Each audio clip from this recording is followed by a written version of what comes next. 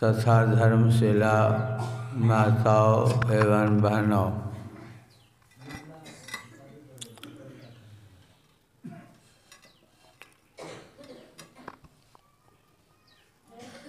पूज्य बाबा के ब्रह्मलीन पूज्य श्रीधर बाबा के चरणों में कोटि कोटि प्रणाम।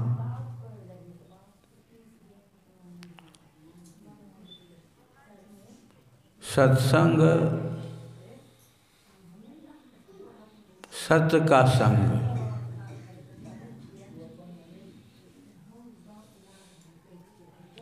हमारे आपके शरीर में सत्य क्या है? चेतन आत्मा सत्य है, वो सत्य है। और उसी का संग हम आपको है, इसीलिए चलते फिरते उठते बैठते खाते पीते हैं। वह सत्य का यदि आपको ज्ञान हो जाए, बड़ा विचित्र बात है कि वह सत्य इस शरीर में है, लेकिन हम आप उसको जान नहीं पाते हैं। विलक्षण बात है। जानने के लिए उस सत्य में जाना पड़ेगा। हम जब तक इस असत शरीर में रहेंगे तब तक उस सत्य को नहीं जान पाएंगे। हम आप इस शरीर में सत्य हैं, उसका ज्ञान शरीर में 5 भाग हैं: स्थूल, सूक्ष्म, कारण, महाकारण, केवल।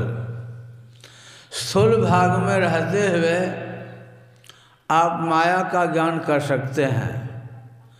माया उसी तत्व को कहते हैं जिसका अस्तित्व नहीं है। बाबा कबीर ने तो कहा, छाया माया स्थिर नाहीं, फिर आखिर पछताना।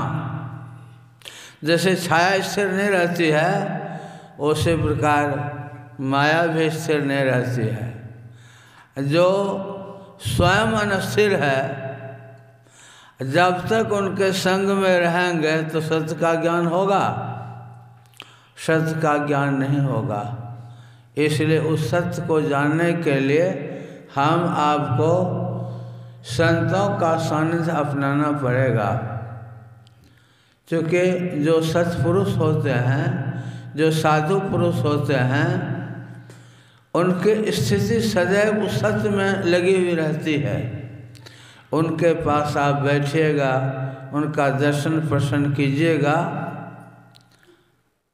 और उनके सानिध्य में रहने से उनका रंग लगता है।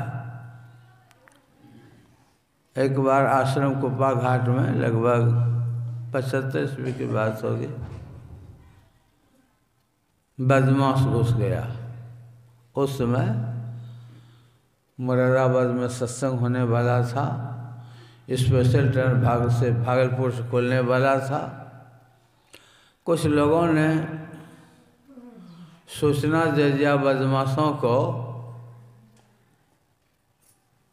कि बहुत पैसा है कुप्पा घाट में,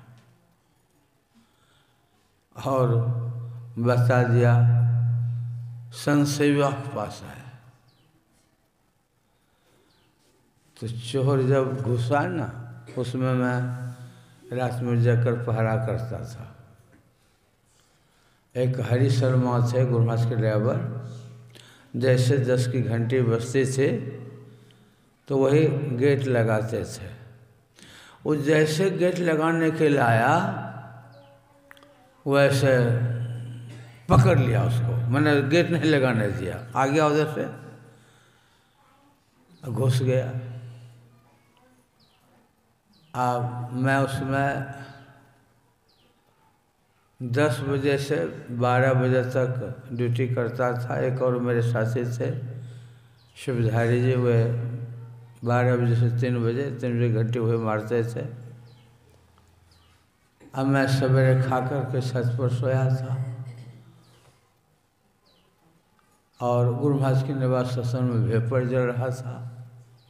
जैसे वो बदमाश घुसा तो एक संपादक से, अजगलाल दास नाम था, बाद में उनका अच्युता नाम संन्यास लेने पर रखा गया था।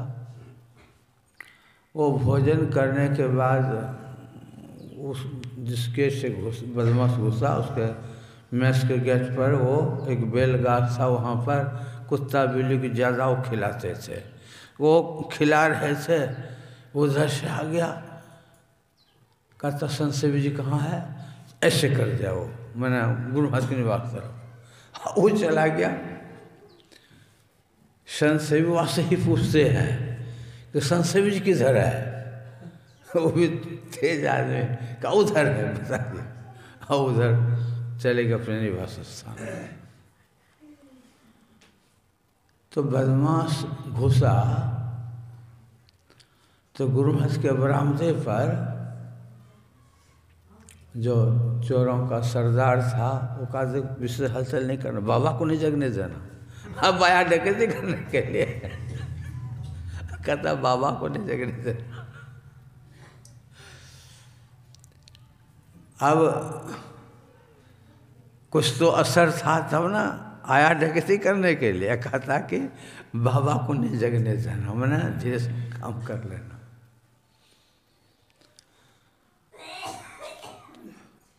जो सत्पुरुष होते हैं, जो ऊंचे दर्जे के पुरुष होते हैं, उनका असर तो कुछ न कुछ होता है, नहीं होता सो बात नहीं है।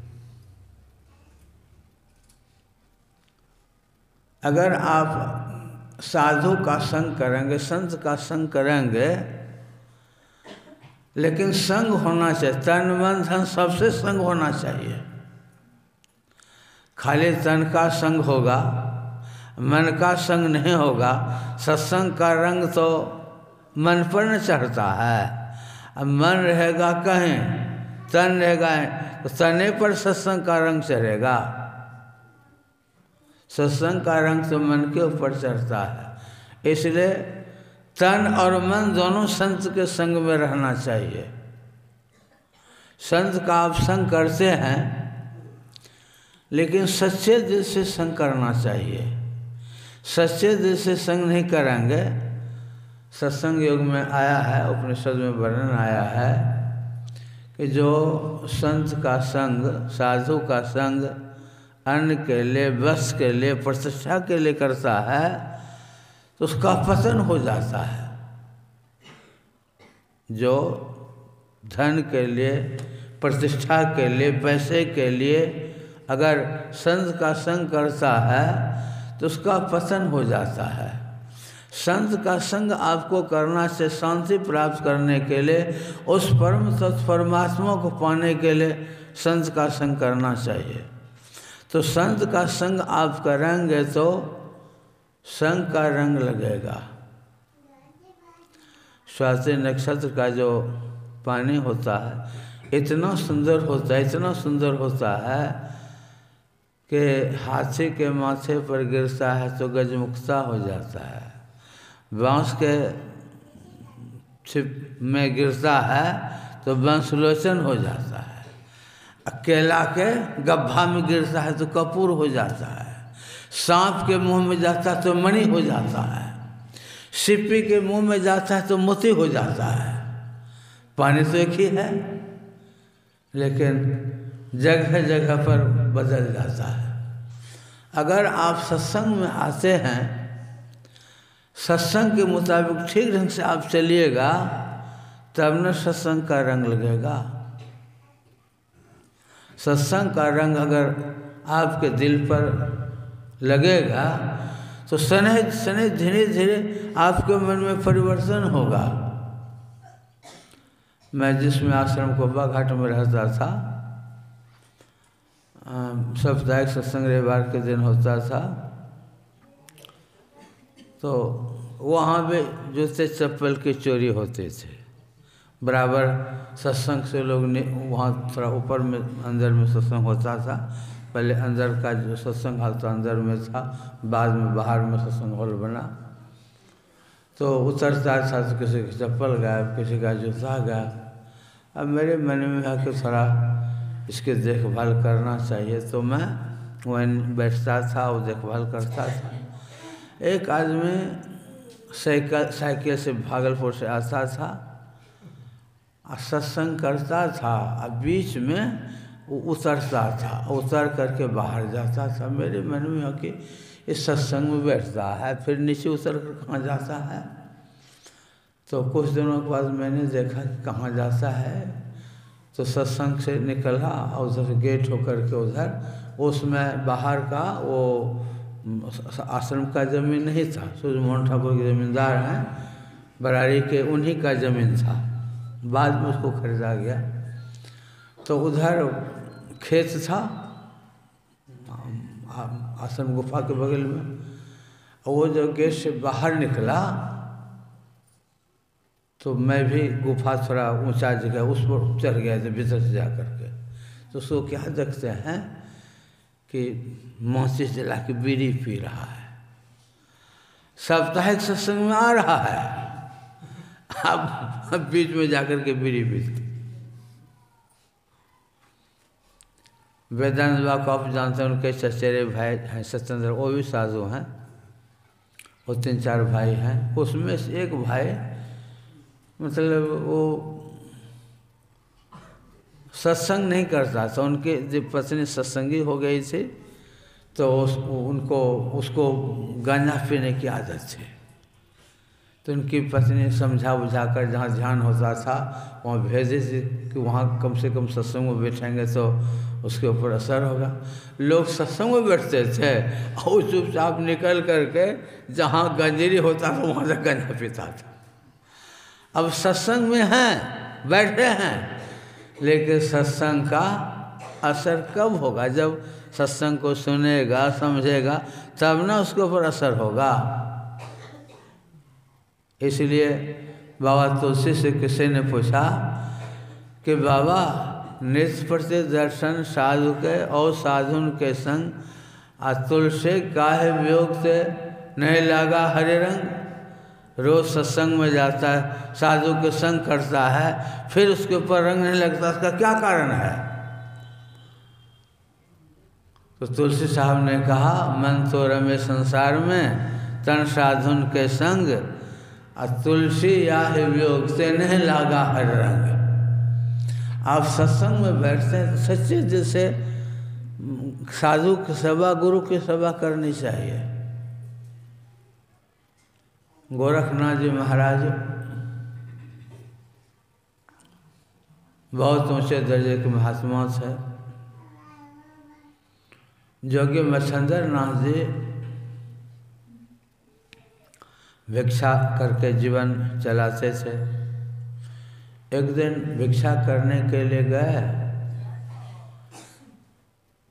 तो जिस दरवाजे पर भिक्षा करने के लिए गए, ये आवाज़ को थोड़ा ठीक कर देते तो अच्छा होता, महीन कर दीजिए।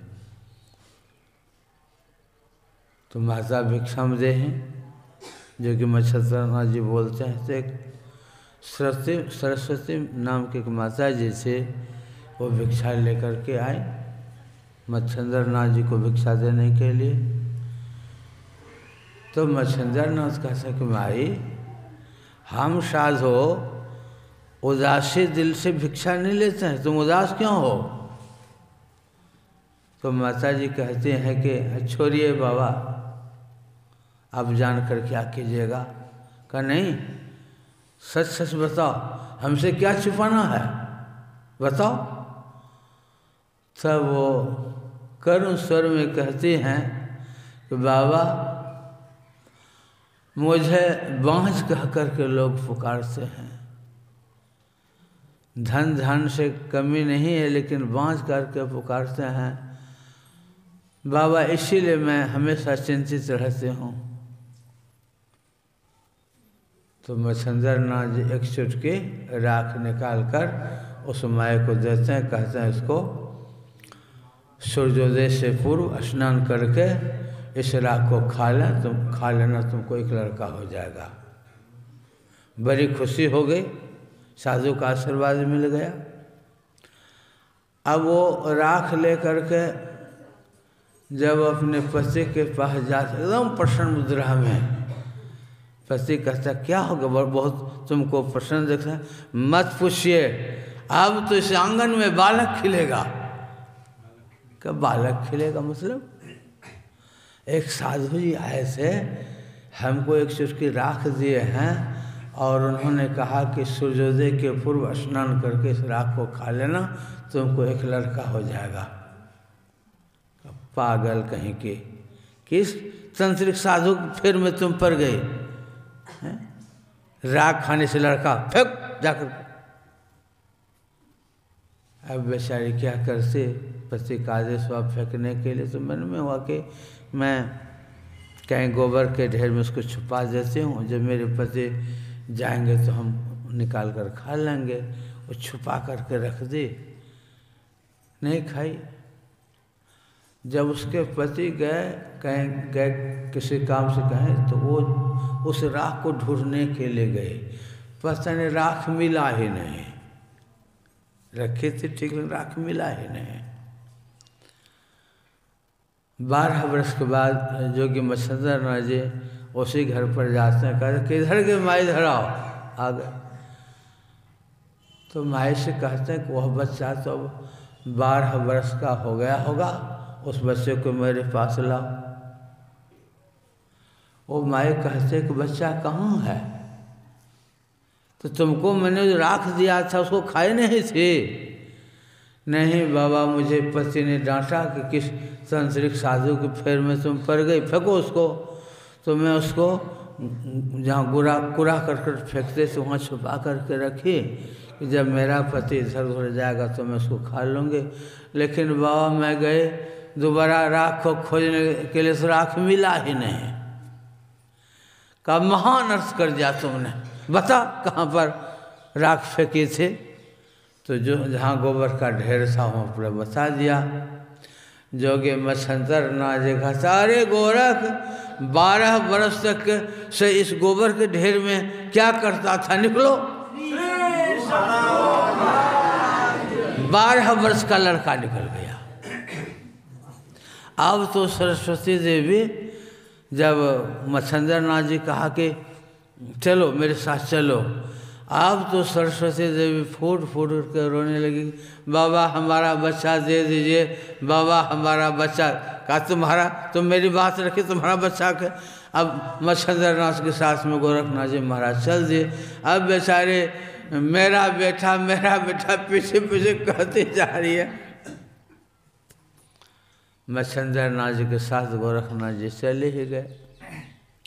जाते जाते एक पहाड़ पर चले गए और कहा कि बेटा यहीं ठहरो, यहीं पर तुमको अब कुछ योग तपस्या करनी है। मच्छंदर नाथ जी बैठ गए, कहा जाओ भिक्षा ले आओ। गोरखनाथ जी भिक्षा लाने के लिए जब गए तो कोई भोज भंडारा था, तो एक माई ने कुछ पूरी वगैरह दिया और दही बाड़ा भी दिया। मच्छंदर नाथ जी को जाकर दिए तो बड़ा अच्छा लगा। मच्छंदर नाथ जी गोरखनाथ जी से कहते, बेटा ये दही बाड़ा खाने में बहुत अच्छा लगा, थोड़ा एक बार और जाओ ले आओ। गोरखनाथ जी जब गए दही बाड़ा लाने के लिए, तो माई से कहते हैं कि माई मेरे गुरु महाराज को दही बाड़ा बहुत अच्छा लगा, थोड़ा सा और दो। तो माई अलबल बकने लगे, कहते पेटू कहे का जी लबड़ा, अब गुरु के नाम से तुम आए हो भिक्षा मांगने के लिए, खाएगा अपने और गुरु का नाम लेता है।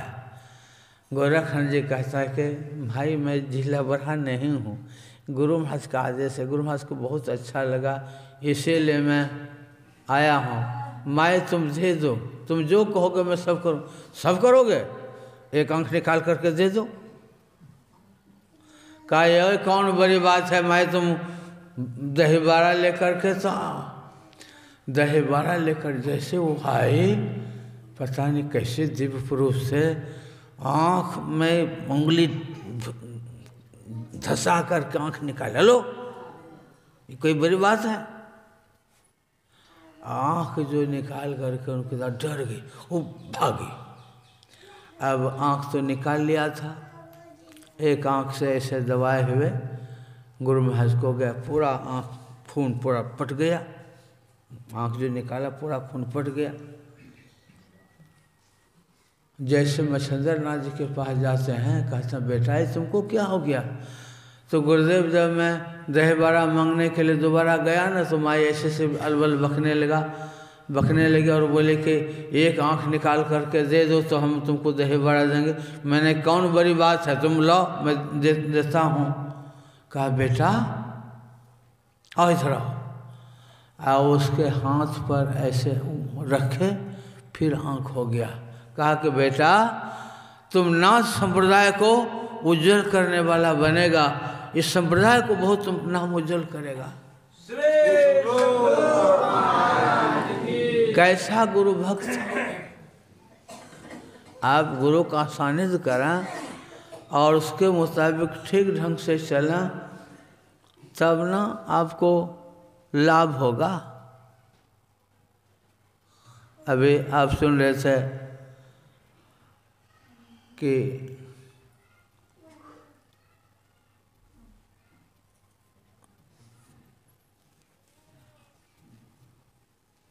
जो माता मैनावती का जो पुत्र था गोपीचंद, वो जब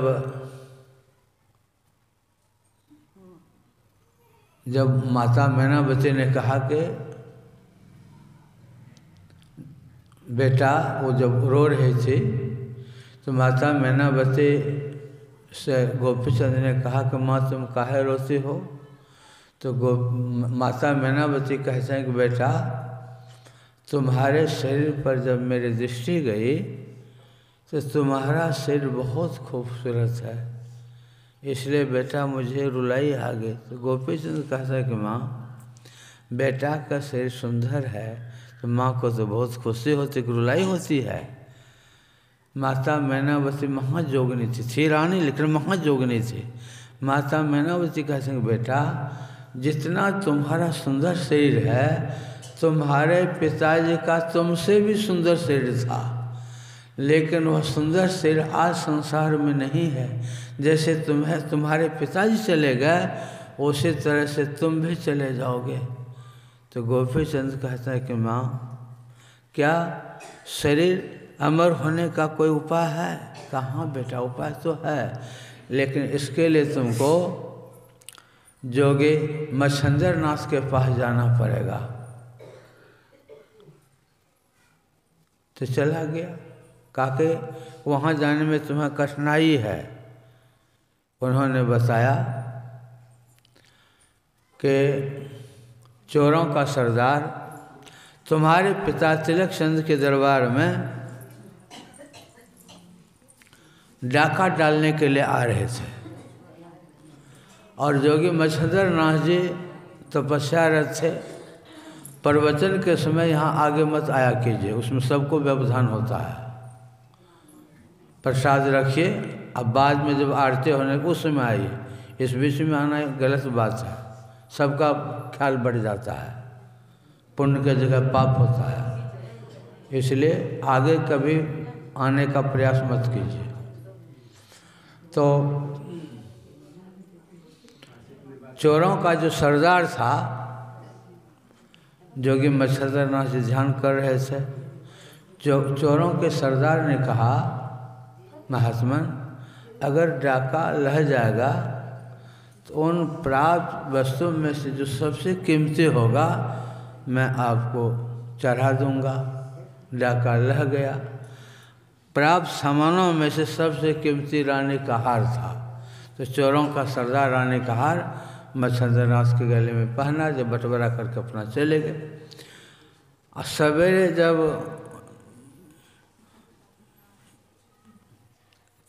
चोरों को ढूंढने के लिए सिपाही लोग निकले कि डाका राज दरबार में डाका पड़ गया है।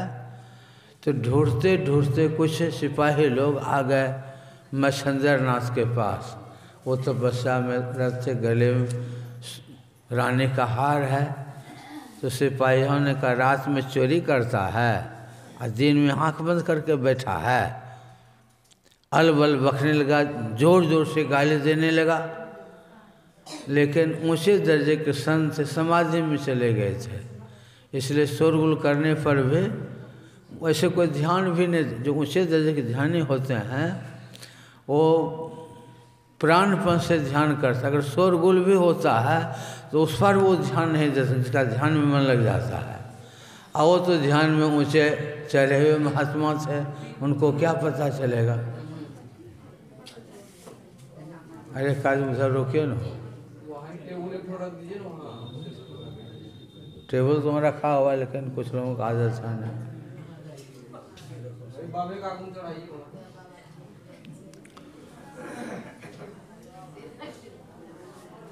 तार भी टूट जाता है विश्वास।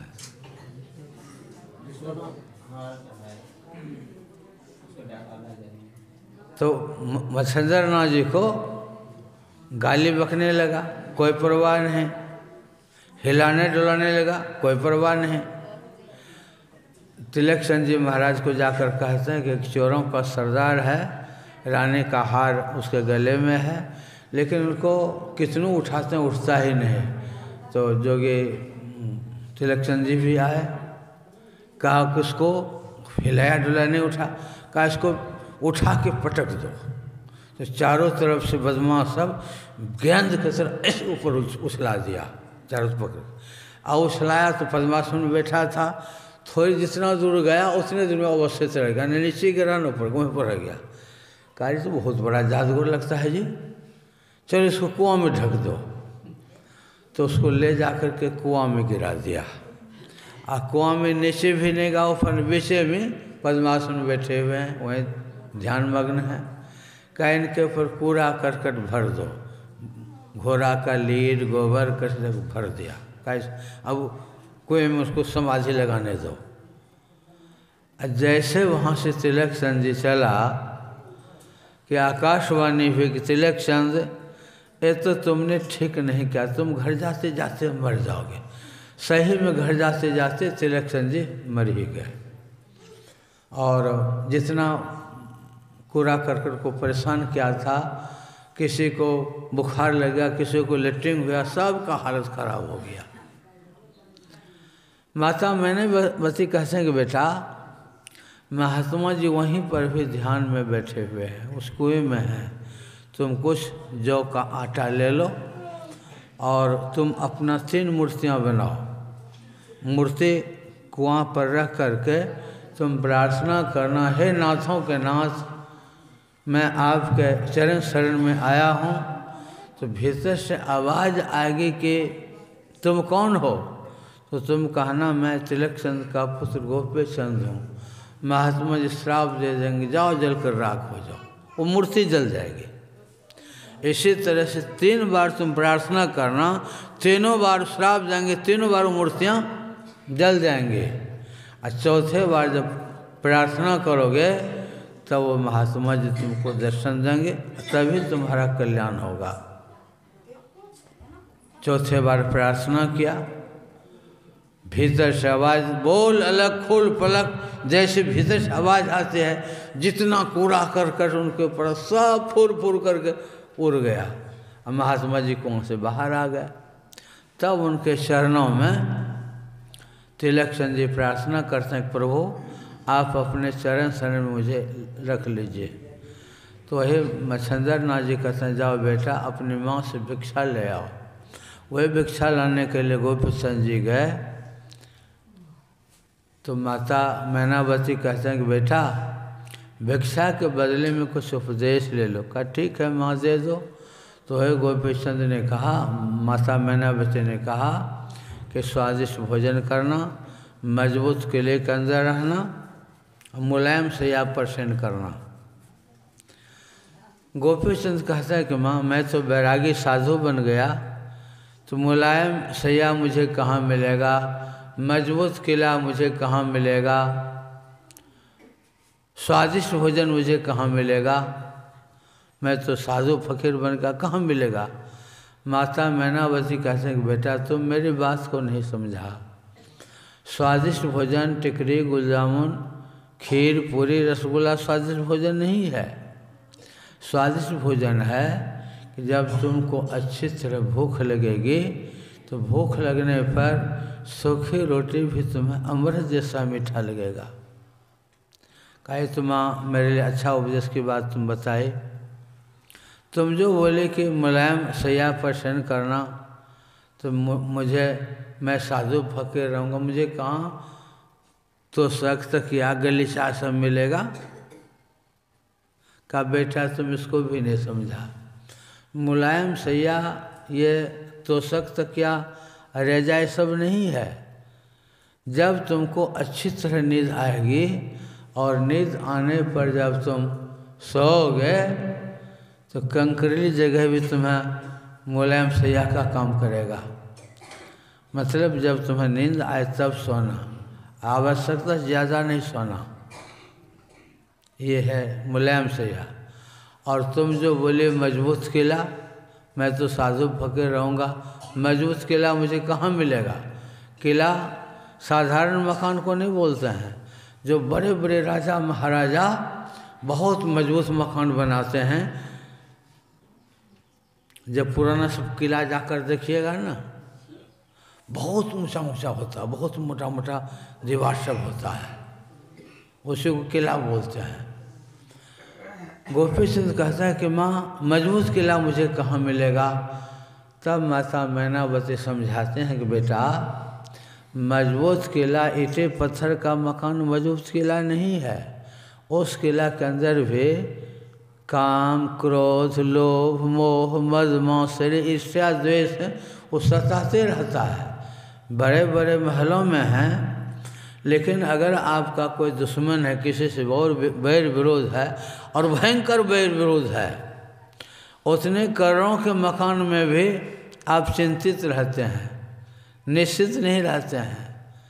चोर का भय है, बदमाश का भय है, कभी काम आ जाता है, क्रोध आ जाता है, तो शांति में रहने देता है वो आदमी ऐसा नहीं रहने देता है। माता मैनावती समझाते हैं कि बेटा मजबूत किला कोई मकान नहीं है, मजबूत किला सत्संग है। हमारे गुरु महाराज भी कहते हैं सत्संग घर में वास स्वभाव पास क्या करे। तो हम आपको संतों का संग करना है। संतों का संग, सत्संग ये जो है ये बहुत ही पुण्यदायी। अभी हनुमान जी की बात सुन रहे थे, तात स्वर्ग अपर सुख धैर्य तुला अंग एक अंग तुलन ताहे सकल मिले जो सुख लव सत्संग। मैंने एक लव भर के सत्संग को एक पल्ले पर रख दीजिए और स्वर्ग के सुख को एक पल्ले पर रख दीजिए, फिर भी लव भर का जो सत्संग है, क्षण भर का जो सत्संग है, इसके बराबर वो नहीं हो सकता है। ऐसा क्यों? ऐसा इसलिए कि स्वर्ग का जो सुख है वह चिरस्थायी सुख नहीं है। वह तो जैसे अभी आप इस मनुष्य के देह में हैं, तो मनुष्य के देह में 25, 50, 60, 70, 80, 90, 100 यही आपका जीवन है। और इस जीवन का भी कोई भरोसा नहीं है कि बूढ़ा होकर मरेंगे कि जवानी में मरेंगे, इसका कोई ठिकाना नहीं है। लेकिन स्वर्ग का इतना है कि जितना आपका पुण्य है उतने दिनों तक आप स्वर्ग में रहेंगे। आपने मुद्गल ऋषि की कथा सुनी होगी। मुद्गल ऋषि जब खम्हार उठ जाता था, खलिहान उठ जाता था और वो जो गुदरी हाट होता उठ जाता था, तो एक एक दाना वो उसमें जो गिरा हुआ था चावलदार था उस चुनते थे 15 दिनों तक। और 15वें दिन 14 दिनों तक चयन करते थे। अब 15वें दिन इसको बढ़िया से रसोई बना करके पहले किसी अतिथि को खिलाते थे, सब अपने खाते थे। और जो बनता था भगवान का भजन करते थे मुद्गल जी। बहुत दिनों के बाद उनके अतिथि बने दुर्वासा ऋषि। आज जो कुछ भी बनाया था मांग मांग कर सब खा लेते थे। और जिस पत्तल पर मुद्गल जी दुर्वासा ऋषि को खिलाते थे, खाने के बाद उस पत्तल को देह में लगाते हुए उछल देते थे। 6 बार उनके अतिथि बने, 6 बार कुछ भी नहीं रहने देते, मांग मांग कर सब खा लेते थे। अब पत्तल भी देह में लगाते हुए चले जाते थे पागल की तरह। 3 महीने हो गए, फिर भी मुद्गल जी को थोड़ा भी रंज, थोड़ा भी क्रोध नहीं आया। दुर्वासा ऋषि तो बड़े ऊंचे दर्जे के ऋषि थे, वो तो उनकी परीक्षा ले रहे थे। परीक्षा में वे सफल हो गए। दुर्वासा ऋषि कहते हैं कि मुद्गल जी, इस सुधा के चलते लोग क्या नहीं करता, सब कुछ करने के लिए तैयार हो जाता है, लेकिन इस सुधा पर आपने विजय हासिल कर लिया। इसलिए ऋषि जी, मैं आपके ऊपर प्रसन्न हूँ। आपको हमसे वरदान मांगे। अभी दोनों ऋषि बातें कर रहे थे कि उसी समय एक देवदूत आ गया विमान लेकर के, और मुद्गल जी से कहता है कि मुद्गल जी, आपसे इतना बड़ा पुण्य हो गया कि आपके लिए स्वर्ग में बहुत सुंदर व्यवस्था है, मकान वगैरह सारी व्यवस्था है, और मुझे देवलोक भेजे हैं आपको लिवा कर ले जाने के लिए, सो आप चलिए। तो मुद्गल जी पूछते हैं कि वहाँ ले जाकर मुझे कौन काम करना पड़ेगा? यहाँ तो मैं 15 दिनों तक अन्न चयन करता हूँ और अतिथि सत्कार कराता हूँ, तब मैं खाता हूँ। 15 दिन में भगवान का भजन करता हूँ, वहाँ मुझे क्या करना पड़ेगा? तो देवदूत कहते हैं कि वहाँ कुछ करना नहीं पड़ता है, वहाँ तो आप जो इच्छा कीजिए वो आपके सामने हासिल हो जाएगा, कुछ करना नहीं पड़ता है। तो मुद्गल जी कहते हैं कि ये तो वहाँ का गुण है, कुछ अवगुण भी होगा। गोसाई जी लिखे हैं, जड़ चेतन गुण दोष में विश्व किन करतार, संत हंस गुण गहे पर परिहरि बार विकार। ये जो पूरी सृष्टि है गुण दोष से मिला हुआ है, लेकिन संत हंस गुण गहे पर, जो संत होते हैं वे हंस वृत्ति के होते हैं। जैसे हंस के सामने में दूध में पानी मिलाकर रख दीजिए तो हंस दूध ग्रहण कर लेगा, पानी छोड़ देगा। उसी प्रकार पूरे प्रकृति में गुण अवगुण मिला हुआ है। यहाँ पर जहर भी है, अमृत भी है, गुण अवगुण पूरे सृष्टि में रचना है प्रभु के। लेकिन जो हंस प्रवृत्ति के संत होते हैं, आपके अंदर सैकड़ों अवगुण है, लेकिन आपके अवगुण को छोड़ देगा और गुण को ग्रहण कर लेगा। इस संत में एक विलक्षणता होती, एक विशेषता होती है। मुद्गल जी कहते हैं कि मैं तुम्हारे स्वर को यहीं से प्रणाम करता हूँ, तुम अपने विमान को ले जाओ, मैं नहीं जाऊँगा। ऊंचे दर्जे के जो संत हैं, ऊंचे दर्जे के जो साधक हैं, वो सत्संग से इतना रुचि, इतना प्रेम हो जाता है कि सत्संग के बिना वो उनको चैन नहीं मिलता है। इसलिए हम आप अगर सत्संग करेंगे, खूब गहराई से सत्संग करेंगे, संतों के ज्ञान को सुनते सुनते जब आपको बहुत अच्छा लगेगा, यही आपको परमार्थ की ओर ले जाएगा। जितनी देर आप बैठेंगे और सत्संग सुनने में आपको अच्छा लगेगा, ये जो अच्छाई सुने सुने धीरे धीरे वो अच्छाई बढ़ेगा। भगवान बुद्ध ने कहा कि जैसे मालाकार एक एक फूल को पिरोते पिरोते माला बना लेता है, ठीक उसी प्रकार थोड़ा थोड़ा पुण्य का संचय करते करते जिस दिन आपको पुण्य का पुंज हो जाएगा, पुण्य का भंडार हो जाएगा, वो आपको बैठने नहीं देगा, आपको परमात्मा की ओर प्रेरित करेगा। ध्यान करने के बिना, सत्संग किए बिना एक दिन भी आप नहीं रह पाइएगा। जब सत्संग का खूब आपको रस मिल जाएगा, रस लगने लगेगा तब। इसलिए हम आपको अच्छा जान करके खूब सत्संग करना है। ये जो बाहरी सत्संग है, ऐसे बाहरी सत्संग में अंदर सत्संग की भी प्रेरणा मिलती है। ईश्वर क्या है, ब्रह्म क्या है, परमात्मा क्या है। और इस सत्संग से सुनते सुनते जब आपके दिल में बैठ जाएगा, एक दिन हम ध्यान करते करते परमात्मा में मिल जाएंगे, ऐसा लगन अगर आपके अंदर हो जाएगा तो आपको प्रभु के पास ध्यान करने के लिए व्याकुल कर देगा, विवश कर देगा।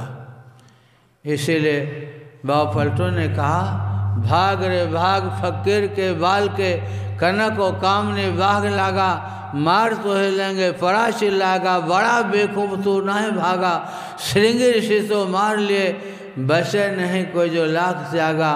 और दास पलटू कहे बचेगा सोई जो बैठ सत्संग दिन रात जागा।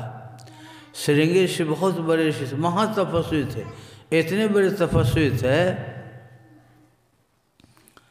कि उनका जो जन्म हुआ था कैसे माता से जन्म नहीं हुआ था, जंगली जानवर जो हिरनी होता है, हिरनी से उसका जन्म हुआ था। विभांडक ऋषि के पुत्र थे और एक टापू में जन्म लिए थे, चारों तरफ पानी से घिरा हुआ बहुत बड़ा था उसी टापू में। और इतने बड़े तपस्वी थे कि नीम के गाछ में उल्टे पैर को टांग दिया था और 24 घंटे में एक बार वो रस चूसते थे, नीम के रस को चूसते थे। इतने बड़े तपस्वी थे, लेकिन सत्संग नहीं करते थे।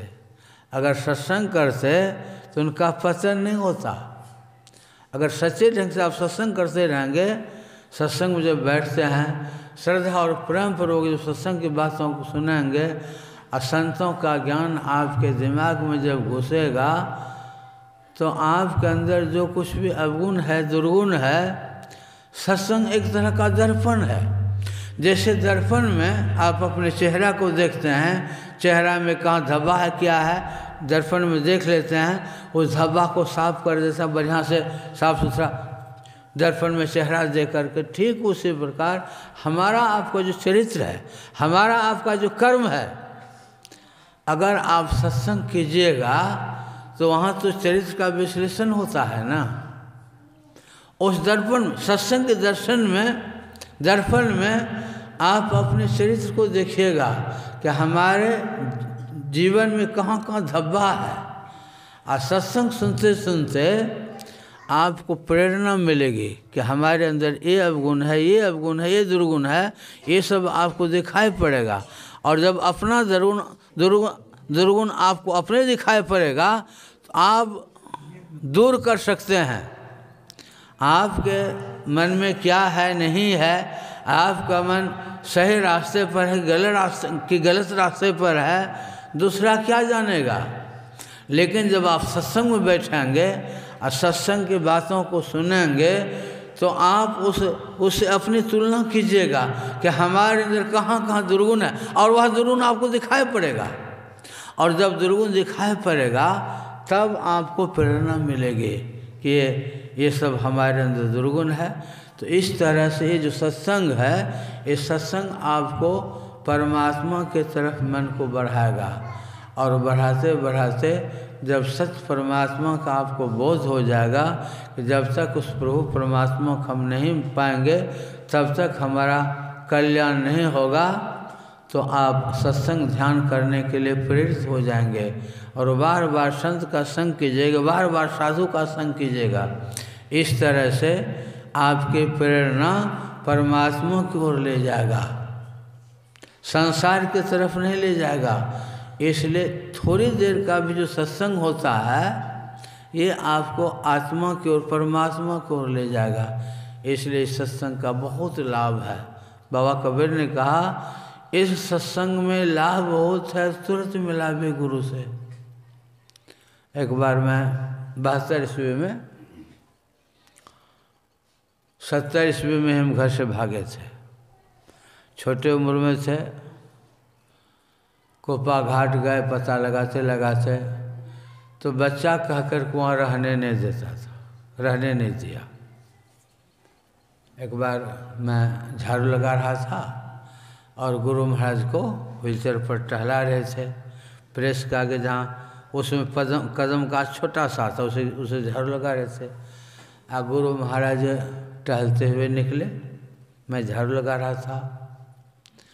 गुरु महाराज कहते बच्चा कौन है, कौन झाड़ू लगा रहा है? पूज्य साहिबा को बुलवाए। साहिबा से कहते ये बच्चा सबको काहे रखते हैं? एक भागवत जयसवाल थे, वो भागलपुर के, वो भी टहल रहे थे, हमको बुलाते, यहाँ क्या करते हो जी, जाओ घर। हमको मैंने गुरुदास बोले ना, हमको डांट दिया।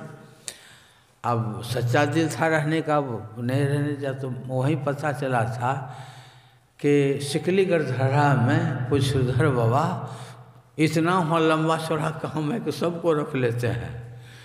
तो फिर हम मौका निकाल करके, घर में तो मन नहीं लगता, भाग गए। और वहाँ 10 रुपया था कि चुरा लिए थे कि टिकट कटा के जाएंगे। कैसे जाएंगे धरा, पता लगा रहे कि कटिहार होते हुए बन के जाता है ट्रेन, पता लगा लिए थे। तो टिकट कटिहार का कटाए, शायद से 4 रुपया में टिकट हुआ था उस समय, और 6 रुपया पास में था। थके मांदे थे बैठे, वो 6 रुपया पॉकेट मारे कर लिया। तो वहाँ जा कर के रहते थे सिकलीगढ़ धरा में। रहते रहते खूब प्राणपण से सेवा करते थे। तो पूज्य हरिनंदन बाबा, गुरु महाराज का प्रोग्राम था, तो गुरु महाराज टहल रहे थे।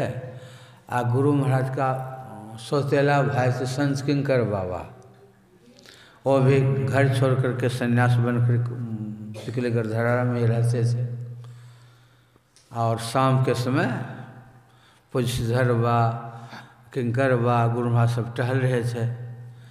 तो गुरु महाराज पूछते हैं कि श्रीधर बाबा, किंकर यहाँ ठीक से रहता है? तो नहीं हजूर, ये तो हमेशा सत्संग में घूरते रहते हैं। तो किंकर बाबा कहते हैं हजूर, हम ऐसे थोड़ो जाते हैं, लोग बुलाते हैं तो सत्संग में जाते हैं, खिलाते हैं तो खा लेते हैं, खाते हैं ऐसे, गाते हैं तो बोले तेज से, गाते हैं तो खाते हैं।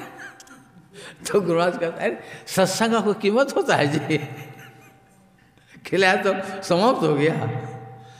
मतलब सत्संग का बहुत महत्व है। प्रसंग कहने का मतलब है कि अगर सच्चा दिल से आप सत्संग कीजिएगा, श्रवण करते रहेगा, सुनते सुनते समझते समझते, जब आपको यह प्रेरणा मिलेगी कि हम जब तक ध्यान नहीं करेंगे, अंतर साधना नहीं करेंगे, प्रभु का दर्शन नहीं होगा, यह भावना तो सत्संग ही पैदा करेगा, ये दूसरा ही पैदा नहीं कर सकता है।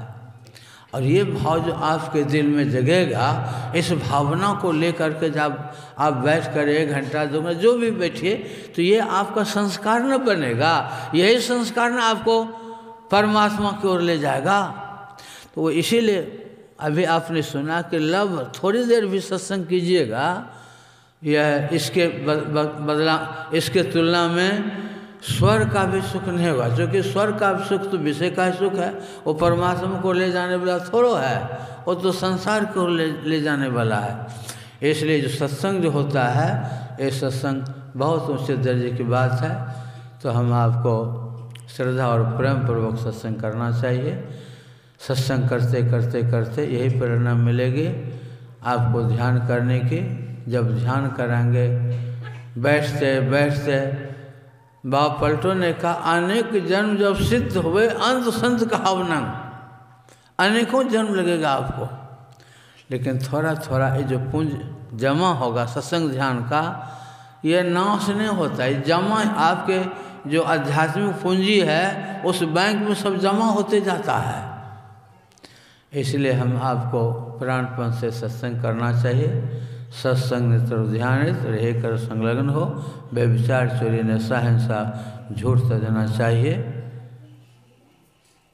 5 बजे तक ये सत्संग होता है, 6 बजे से ध्यान होता है। अब 5 बजने वाला है। आज 5वां दिन है, कल 6ठा और परसों 7वां दिन, परसों अंतिम दिन है। और बाबा का कुछ कार्यक्रम भी है, तो मैं इतना ही कहा। श्री सद्गुरु महाराज की।